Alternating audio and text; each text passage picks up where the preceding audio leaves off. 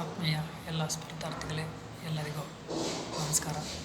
ಈಗ ನಾನು ಲೈವ್ ಬಂದಿರೋ ಉದ್ದೇಶ ಏನಂತಂದರೆ, ಅಕ್ಟೋಬರ್ನಲ್ಲಿ KEಯಿಂದ 708 ಹುದ್ದೆಗಳಿಗೆ ಅರ್ಜಿಯನ್ನು ಆಹ್ವಾನಿಸಲಾಗಿದ್ದು, ಅದರ ಒಂದು ಪರೀಕ್ಷೆ, ಕಡ್ಡಾಯ ಕನ್ನಡ ಪರೀಕ್ಷೆಯನ್ನು ನಾಳೆ ಡಿಸೆಂಬರ್ 28ರಂದು ನಡೆಸಲು KE ಇಲಾಖೆ ತೀರ್ಮಾನಿಸಲಾಗಿದೆ. ಅದರಲ್ಲಿ ಕೆಲವರಿಗೆ ಡೌಟು, KEಗೆ ಯಾರ್ಯಾರು ಅಪ್ಲಿಕೇಶನ್ ಹಾಕಿದ್ದೀರಾ ಅವರೆಲ್ಲರೂ ಬರೀಬೇಕಂತ ಕೇಳ್ತಾ ಇದ್ದಾರೆ. ಖಂಡಿತ ಎಲ್ಲರೂ ಬರೆಯೋ ಅವಶ್ಯಕತೆ ಇಲ್ಲ. SSLC, PUC ಅಥವಾ ಡಿಗ್ರಿ ಯಾವುದೋ ಒಂದು ಕೋರ್ಸಲ್ಲಿ ಕನ್ನಡವನ್ನು ಪ್ರಥಮ ಅಥವಾ ದ್ವಿತೀಯ ಭಾಷೆಯನ್ನಾಗಿ ಯಾರು ಓದಿರ್ತಾರೋ ಅವರು ಕಡ್ಡಾಯ ಕನ್ನಡ ಪರೀಕ್ಷೆ ಬರೆಯುವ ಹಾಗಿಲ್ಲ ಎಂದು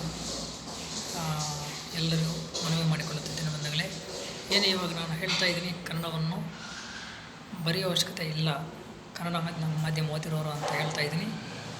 ಈ ಒಂದು ಸಂದೇಶವನ್ನು KE ಅವರು ಅರ್ಜಿಯನ್ನು ಬಿಟ್ಟಾಗ ಅದರಲ್ಲಿ ಸ್ಪಷ್ಟವಾಗಿ ನೋಟಿಫಿಕೇಶನ್ ಕೊಟ್ಟಿದ್ದಾರೆ. ದಯವಿಟ್ಟು ಅದನ್ನು ಓದಿಕೊಂಡು ಅರ್ಥ ಮಾಡಿಕೊಂಡು ಬರೆಯಿರಿ ಎಂದು ಎಲ್ಲರಲ್ಲೂ ಮನವಿ ಮಾಡಿಕೊಳ್ಳುತ್ತಿದ್ದೇನೆ. ಬಂಧುಗಳೇ, ಯಾವುದೇ ರೀತಿಯ ಭಯ ಪಡದೆ ಆ ಒಂದು ನೋಟಿಫಿಕೇಶನ್ ಸರಿಯಾಗಿ ಓದಿಕೊಳ್ಳಿ ಎಂದು ಎಲ್ಲರಲ್ಲೂ ಮನವಿ ಮಾಡಿಕೊಳ್ಳುತ್ತಿದ್ದೇನೆ.